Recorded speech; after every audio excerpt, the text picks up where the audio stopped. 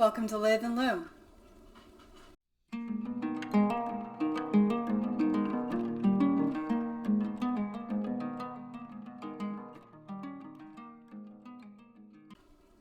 Hi, welcome to Lathe and Loom. My name is Cher. Thank you so much for stopping by the channel. I've got 3 works in progress or WIP updates today. Just going to give you a little preview of where I am at on the classic men's cabled V-neck. I have 2 new cast-ons, the Alchemist Slipover, and I've decided to dive back into the double slipper knitting for the holidays. So that is just going to be a quick one. I actually was not planning to record today, but we're going to make a quick trip to the beach later, which will be our actually first and last of the season, or if you can even still call it the season. Maybe it's the first of the fall season, maybe. And I hope the background noise is okay. The other reason I rushed today is the neighbors are getting a new roof, and they're doing the tear off today, which should be a lot less noisy than the replacement of the shingles tomorrow. So hopefully it's not too much background noise in progress as well. So I am wearing my Ranunculus. So we've had kind of, I guess, relatively typical North Carolina fall season. Now my necklines are all, I never can do that on camera, it's all backwards.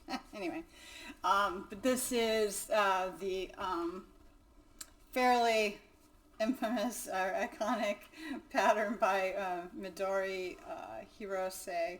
I knit mine out of one single strand of Holst Garn SuperSoft.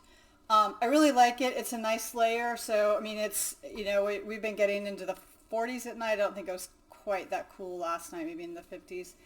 And then it'll warm up to mid 70s to, we've had, it was 80 a couple days ago. So, I just threw a short sleeve t-shirt on under and thought this would be a nice, layer. Maybe my parents would like to see me in something besides my quarter zip when we visit. So that's what we've got going. I would definitely knit this pattern again. I have a short sleeve version that was my very first ever sweater knit. I definitely sized better in this one. I would like one like this in black, and I did do the very pretty bell sleeve with the I-cord. I love that. Yarn's held up well. I do have maybe 2. I have one place on here every time I wear it, I'm like, I think that's a drop stitch that I need to fix. Anyway, I haven't done it yet. Need to do that. It is going to eventually be a problem. But it's good, super sticky yarn, but I think it knit up nice. I really do like the whole scarf, and it's held up well. So, first thing I wanted to talk to you about is the classic cabled V-neck that I'm knitting for my dad.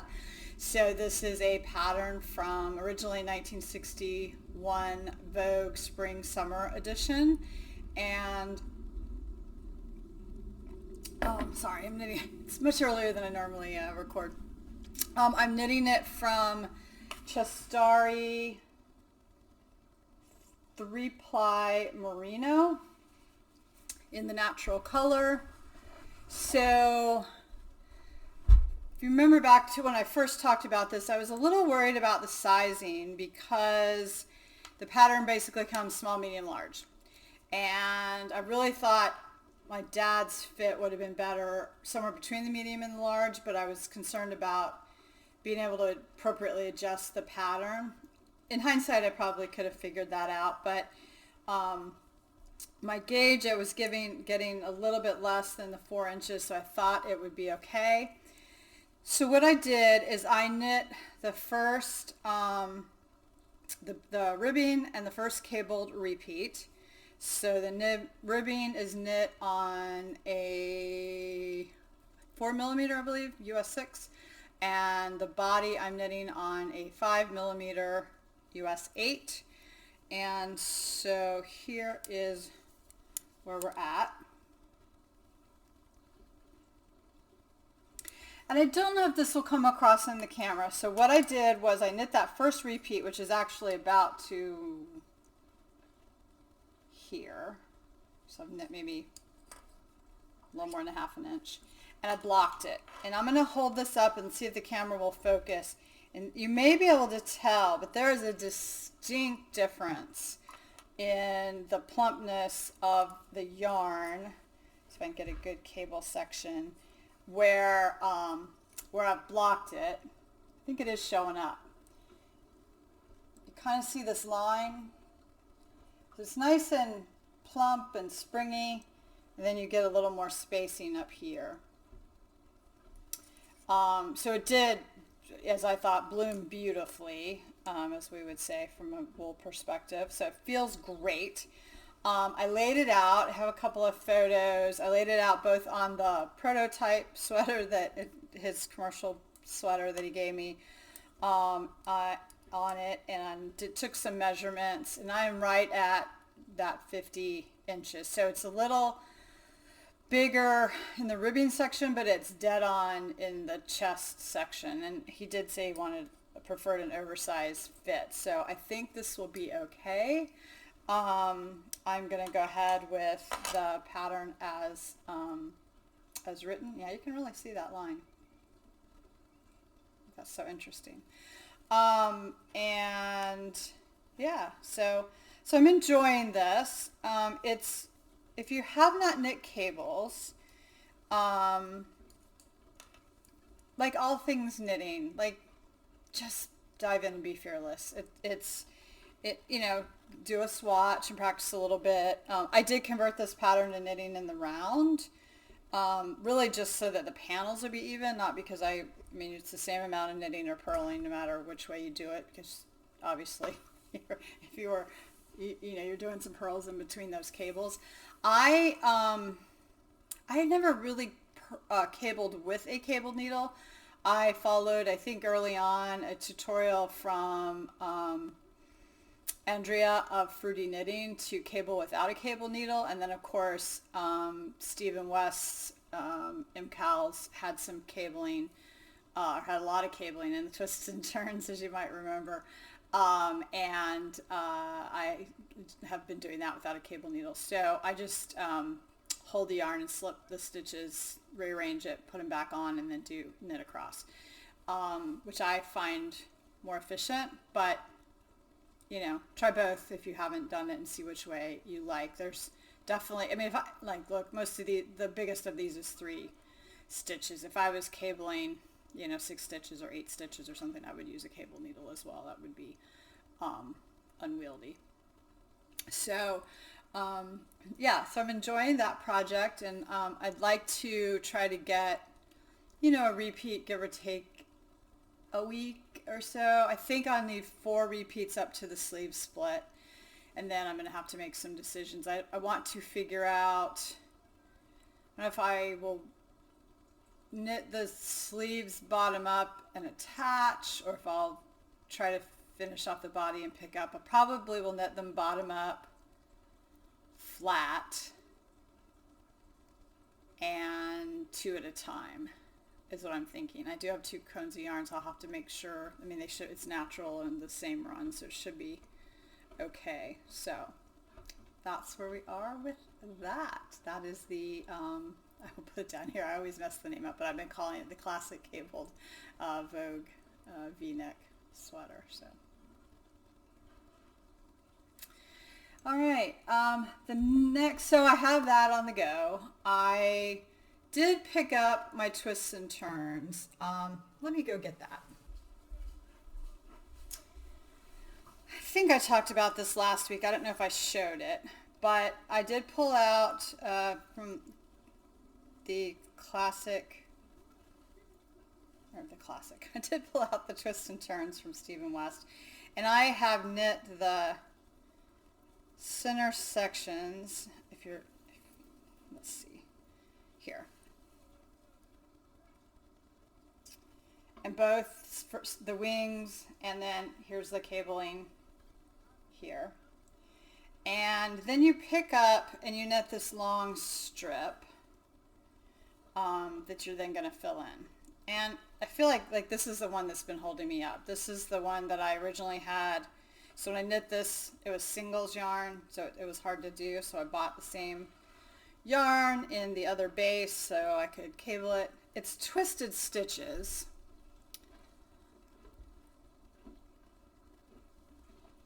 Oh, it's Gilmore Girls season. I have been started rewatching. There's my little, I don't use a lot of progress keepers, but I have a couple. Anyway, I'd done the first section. It did pretty quickly, and then it just is not sparking joy. I mean, there's part of me that just can't let it go. Like, I need to finish it, and I know if I get past this, but there's 6 repeats on 2 sides, so like it's a bit of an endurance test, and I don't know. I haven't touched it again this week, probably because I keep casting things on, but I don't know. Part of me is like, just somebody want it and I'll give it away, and then part of me is, no, finish it. You've come this far. I don't know. It's been sitting obviously for a really long time since this was the 2022 Mystery Knit Along. But anyway, that's where I'm at on that. It's a struggle. I won't lie. So, Twist and Turns Mystery Knit Along 2022 from Stephen West. So I had both of those going. I'm like, I want something I don't have to look at the pattern, because Stephen West, it's long repeats and you've got, I can't memorize the repeat on it. And the cabling, obviously, I can look at the beginning of the row and get through the row, but I have to look at it at least every other row. Most of them have a rest row between, but it does change counts, but several points in the knitting. So I had purchased, should have got a regular skein, but I didn't. I had purchased some yarn in Columbia, Queensland Collection Kathmandu DK100. And this is the magenta colorway.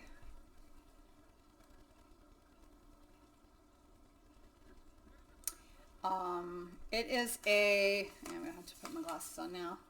It is a luxurious merino, silk, and cashmere tweed blend. So it feels really nice. It's very irregular.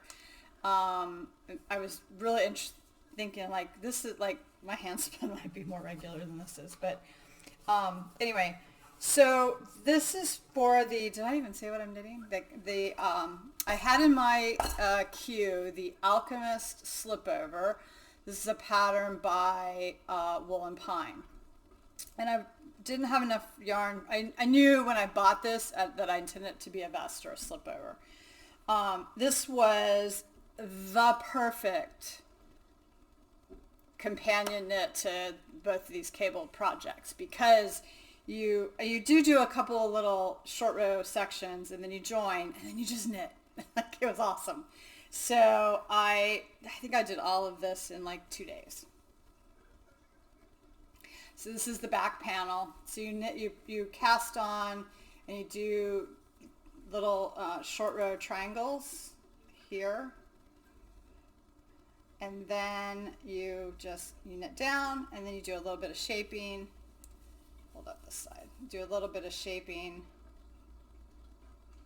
for the arm side, and then now I'm just knitting down to the bottom.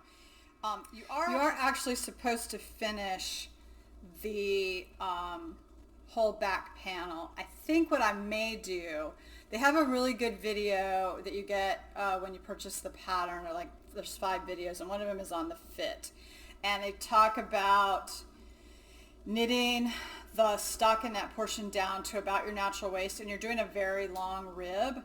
I don't want to redo the long rib, so I think I may knit the back panel down to where I think I would stop the stockinette and put that on hold.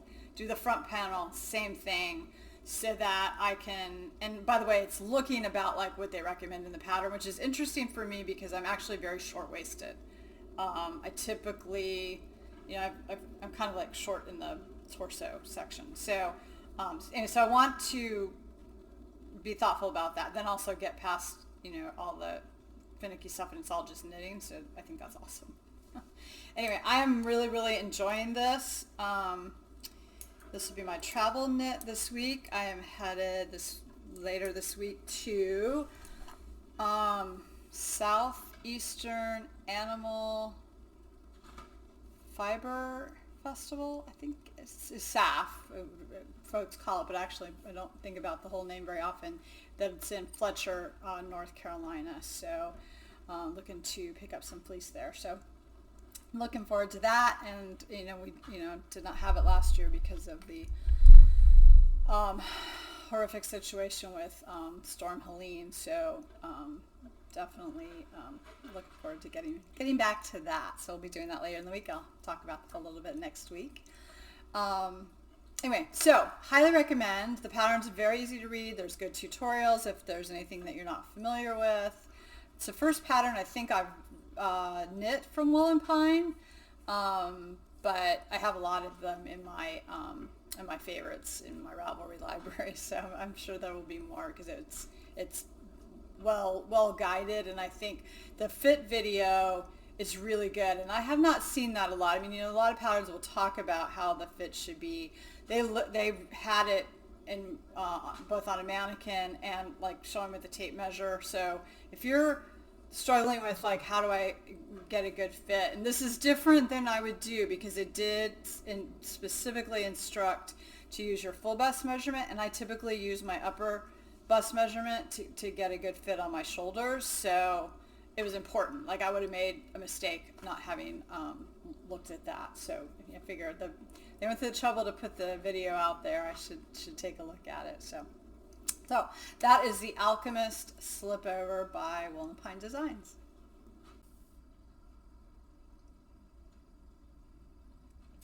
So my last project I wanted to share today is the Sandus Garn, don't know how to pronounce number 3, Doble Tøfler. I'm probably completely butchering that. I apologize to everyone whose native language that is. And I'll tell you how this came about. So I was watching the Norwegian knitter. I think it's Olina. I meant to look up to check the pronunciation, so I hope I'm not incorrect. If I am, I apologize. I will correct that for the next time. And she had 2 recent videos. One was sort of like a project vlog, and one was a regular update. She is knitting 50 double slippers for Christmas gifts, which is crazy, blows my mind. And I was reflecting back 2 years ago. I bought a whole bunch of Briggs & Little Regal yarn to do slippers for my family, and I did the 1 pair for my mother, and that is featured in this episode. I'm not remembering the episode number, and I'll talk about that in a second, but it's the Briggs & Little Heritage, which is 2-ply.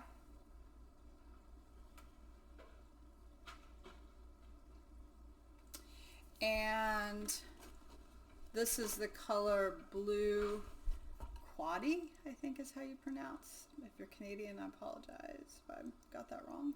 It's a really pretty heathered blue. I mean, up close you get like purple and blue and pink and yellow.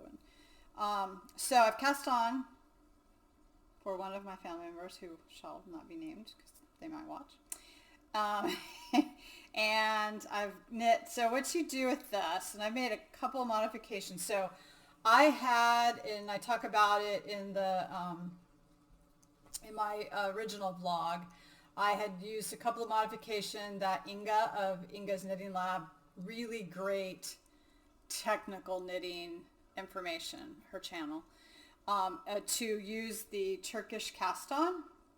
And in Olina's videos, the Norwegian knitter, she actually was doing how many can I do in a week, and she was trying to get 7 pairs done in a week, which is quite an ambitious thing. I think she did 6.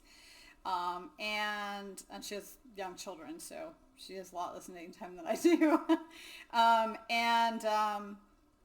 So the original pattern you just cast on, and then you're having to close this seam up. So I did on my first pair the Turkish cast on because that was a suggestion by Inga, so I did do that. I struggled with how Inga did the provisional cast on here. I mean, I know how to do a provisional cast on, and I didn't really have the best success getting that to close up. So this time I just picked up stitches. And then I watched, so it was interesting, when I decided to do this the other day, I was like, oh, let me look at that video again. And I was thinking of Inga's video. It's about 11 o'clock at night. And actually my video popped up, and I thought, that'll be interesting. I probably had some notes in my Ravelry page, but there's some things that I captured in the project vlog that I didn't remember.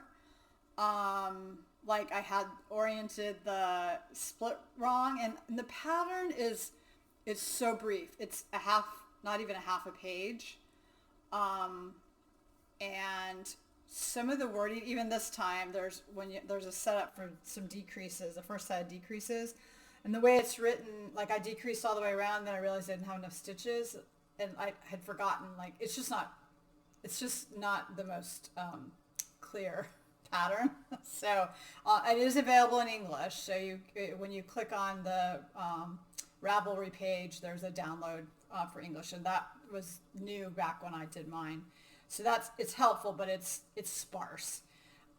So it's worthwhile. So, and I also watched Two Pearls in a Pod had done a project vlog, and the additional modification she did was, so what you do, you knit this one side, and then you knit this other side, and then you're going to stuff the one side into this, and this will be your slipper.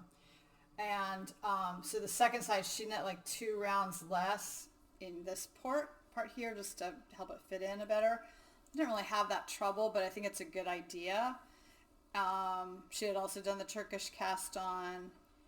I decided I'm not worrying about that whole picking up stitches because it's on the instep, and you're felting these anyway. So definitely I've got a little bit of a hole in one place, but it should felt up fine. So I'm not going to get too worried about it. And it's doubled. So then, and then the other thing that Two Pearls in a Pod mentioned, when she stuffed them in and just tacked the toe and the heel together to keep them really nice and in place, which I think is another interesting modification. So I may do that with this. So my thought is, if I could just do a slipper a week, I think I have like 5 pairs to do. So I think I could get them all done. We'll see until I'm often distracted by the next shiny knitting thing, right? But I am enjoying it. So my Alchemist is knit purl. This is knit, right? Although I did break out my friend June, who prefers DPNs, and I, as you know, don't like magic loop, but I do like my shorties. But I do find on these, the DPNs is just really the most efficient, and also the pattern's kind of written that way, so it's helpful from that perspective. So so I've been doing that. This is on US 9, 5.5 millimeter.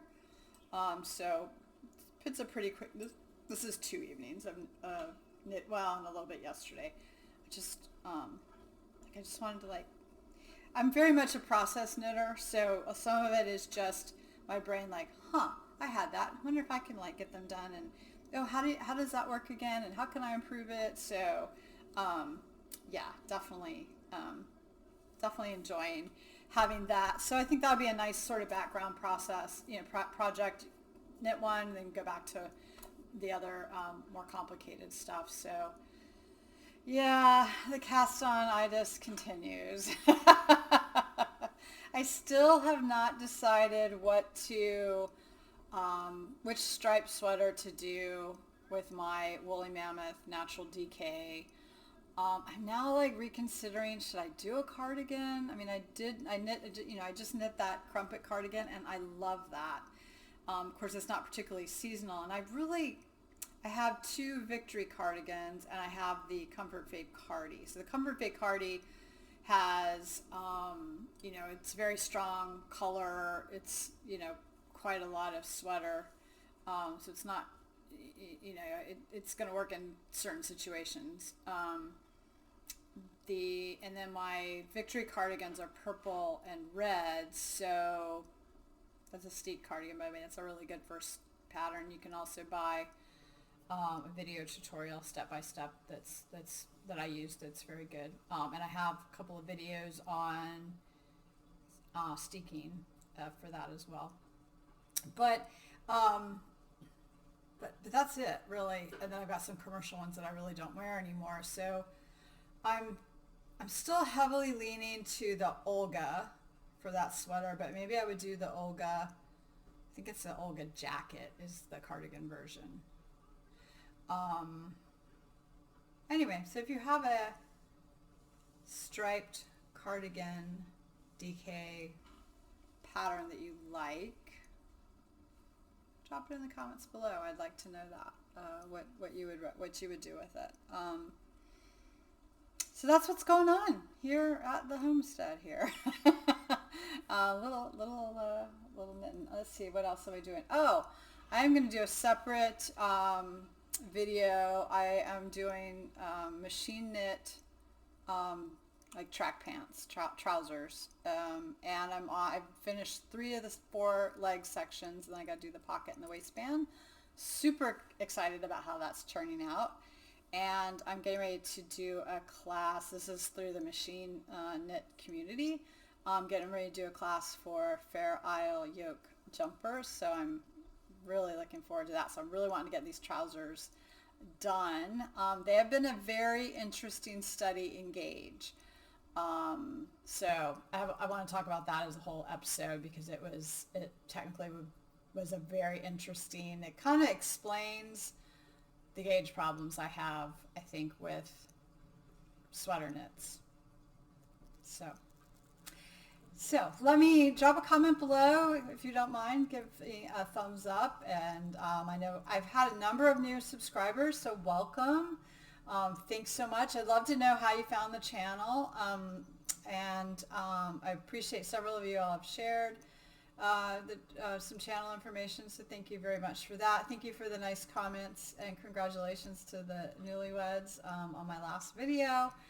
And with that, I will leave you all for happy knitting, spinning, dyeing, and weaving. Bye, y'all.